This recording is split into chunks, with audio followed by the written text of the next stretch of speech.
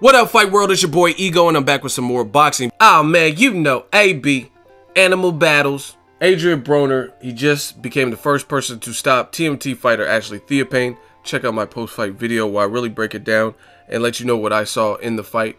Shout out again to Adrien Broner on the victory. Now, after that, in ring, he says he feels disrespected, called out Floyd Mayweather. I did a video on that. Make sure you guys check it out, subscribe, share, all that good stuff, which leads into this particular video. I want to talk about it because this is something that was glossed over because everyone was in awe that he called out Big Bro Floyd Mayweather. But Broner did announce and confirm that obviously he was having trouble making weight and he's going to move up to welterweight. Now, he's been there before. Keep in mind, he fought Paulie Malignaggi, was his first fight at welterweight, split decision victory for him. Some people seen it the other way. And then he also fought Maidana there and Sean Porter at a catchweight. So he has experience over 140 pounds, and it's an interesting move. I think it's a dangerous move because I think guys like Broner and even Brandon Rios might possibly have not naturally acclimated their bodies as they moved up. They kind of ate themselves out of divisions. What I mean by that is Brandon Rios, he was struggling to make weight, Broner struggling to make weight, but I think a lot of it has to do with off-season antics and, you know what I mean, not necessarily being the most disciplined in between fights. So now it's probably, as Broner gets older, it's probably harder and harder for him to make 140. But had he stayed consistent and disciplined, not been on rap tours and drinking and stuff where he gained a lot of weight, then his body might not reject the idea of campaigning at 140. So I think it's, again, even though he has experience at the higher weights, those were some of his toughest fights. Not including Daniel Ponce de Leon was a tough fight for him too in a lighter division. But if you look at everything else other than Ponce de Leon, all of his other tough fights where they were like questionable or he lost were above 144 pounds or so. Sean Porter, Maidana, and then Paulie Malignaggi was a split decision where he was clearly losing them early rounds to Paulie. So it's interesting, and I just kind of want to talk about the idea and some potential matchups, what I do and don't like. Now, everyone's all in awe about this Mayweather call out. My personal opinion, and that's what I'm going to give you, I'm going to kind of preview the opponent options at 147 that really make sense, and I'm going to just kind of blow through them and no homo. I'm going to blow through them and give you my thoughts on it. So, Adrien Broner versus Floyd Mayweather, yes, I will watch it. I don't think Broner would win that fight. I don't think that's a good fight for him. I don't think it's a good look. The only hope to me is if Floyd Mayweather gets old overnight, and Floyd's still at a point where it's not like the Marquez fight where he was off for 21 months. I mean, he just fought Berto in September, a guy who has experience at welterweight, who has power, speed, athleticism, and you've seen how easy it. And I'm not saying Broner is exactly the prototype of Andre Berto, but he was clowning Berto. He was like literally doing whatever he wanted, sticking his tongue out at Berto's girlfriend in the crowd. So I just don't see Broner, especially after watching the Ashley Theophane. He looked decent. He looked pretty sharp, but he was fighting in spots. Fatigue looked like it was an issue, and Broner is very economical with his punches. So to me, if he's athletic, I give him that, athletic and speed, but Pacquiao's athletic with speed too, right? And more fight experience at higher weights and more championship level names on Pacquiao's resume, you know what I'm saying? And again, Mayweather reduced Pacquiao to landing 71 punches. And that's just, I'm just being honest with you guys. So between looking at what Mayweather did with Pacquiao, guys like Berto who are also athletic with speed, guys like Maidana who throw a shit ton more punches than Adrien Broner who's kind of economical, I just see really no way for Broner to beat Mayweather unless Mayweather got old overnight. You know what I mean? Other than that, I think Broner will get picked apart by Mayweather. I mean, it could be competitive for some rounds while Mayweather adjusts, but I just don't see his style being the style that beats Floyd Mayweather. So I think there's some good fights there. The fights that Broner, in my opinion, stylistically should stay away from anytime soon would be Kell Brook. I would watch any of these fights, so I'm not telling people to openly duck. You could do whatever you want, but I think that's a horrible style matchup. Kell Brook is clearly a very big welterweight. He has power and boxing ability, and the blueprint to me is still there. What Maidana does, if you pressure Broner and you're in his chest like Sean Porter and guys like that, it'll be a nasty night. And I think Kell Brook, being the bigger person and just a big welterweight with power and good boxing ability, I think he would position himself, jab, and get some shots off that wouldn't be good for Broner. So that's a fight I think he should stay away from. Errol Spence, I think that's another fight he should stay away from. And again, I'm not saying he should not fight these guys. I'm saying if I was Broner's people and he's moving up, those wouldn't be the early fights that I suggest for him stylistically.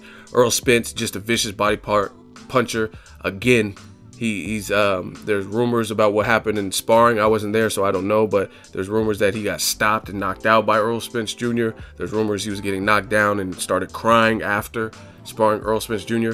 And Errol Spence Jr., especially if he gets past Chris Algieri, that means mentally he'll be on a higher level because he actually has a significant name under his resume from when they sparred. He didn't have those names. So beating Chris Algieri will do a lot for Spence's confidence.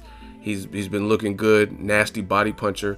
See, and that's the thing. Someone with that type of power and those body shots, I mean, it could be competitive, but I just don't see it being a good look for Broner. Keith Thurman is another danger. I would love to see it, but that's a very, very dangerous fight for Adrien Broner. Very, very dangerous. Keith is unorthodox.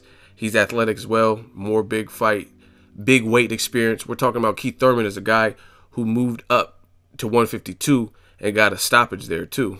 Carlos Quintana. So do your research up there.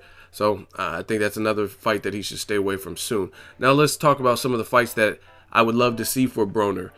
That right off the bat, Broner versus AB, or the original AB, Andre Berto, Victor Ortiz winner. That would be an interesting fight. I would like to see something like that. Broner versus Danny Garcia. I love to see that. They're friends. They said for the right green, they would do it. Danny Garcia moved up a little bit sooner, so he's not too deep into his welterweight career. He only has 2 fights there. Robert Guerrero and also Paulie Malignaggi, right?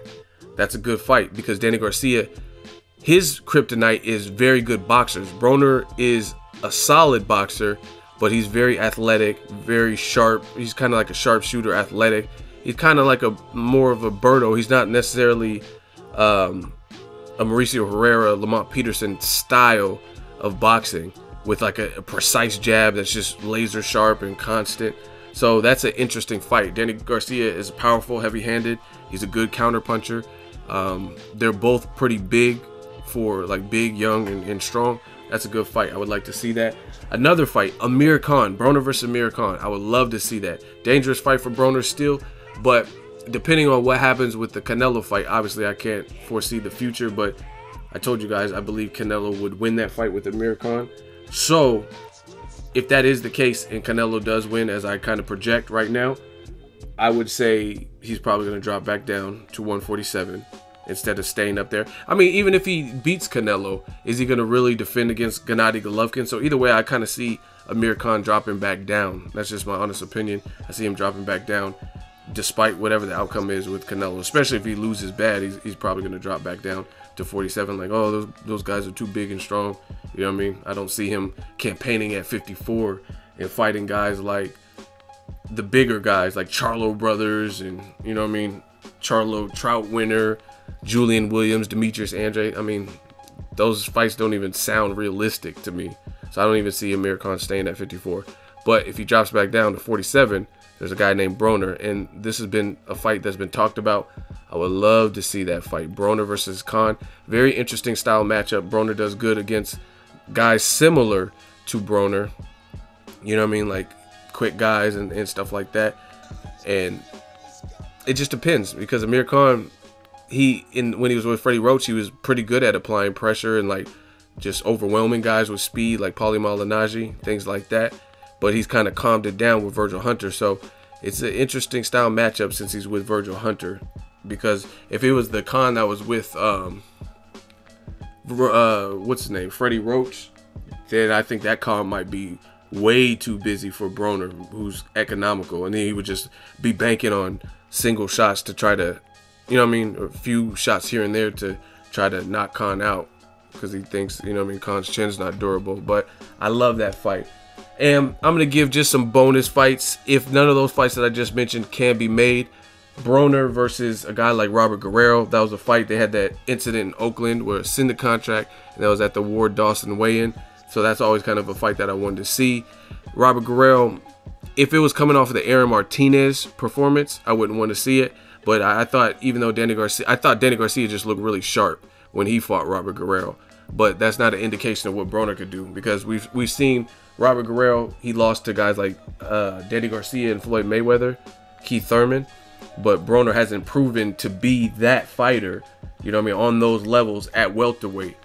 So I think that would be an interesting fight. And if we can't get that, a guy like Josecito Lopez, I would pay to see that fight, especially an introduction to the new division. Lamont Peterson's another good fight, but they're good friends, so they said that fight would never happen. Let me know what you guys think of my list. I kind of broke down Broner's options at welterweight that I really like. There's some guys that he should probably stay away from, and at least immediately. And there's some other guys that can make really fun fights. They're all good fights. They're all lucrative fights. I just gave you my opinion.